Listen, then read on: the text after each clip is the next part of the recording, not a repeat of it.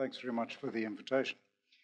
The G7, where to start? So it initially began as the Library Group, which was a meeting of finance ministers and treasury secretaries in the US Treasury Secretary's library.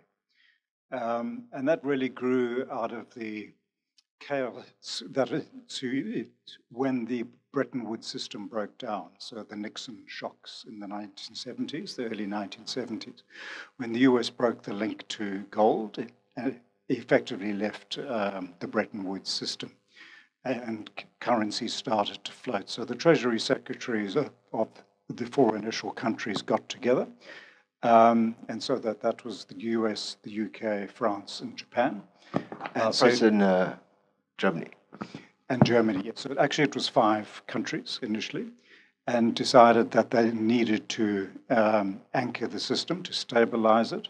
And later on that morphed into the Rambouillet summit, at which the G5 was initially launched as a leaders level summit. And then the rest is history. Later on it became the G6 and then the G7 and then the G8 when Russia was invited after the Soviet Union collapsed.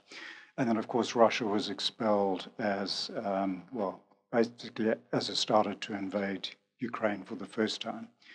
So it's got a long lineage, I guess, would be the short story. I should just start with a caveat, which is the book is an edited book, so I'm one of the editors.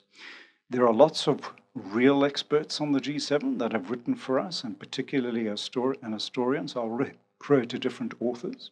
Peter Hudgnall, who's a professor in Canada, which was one of the later countries to join the G7, and he's encyclopedic on the actual history of the G7.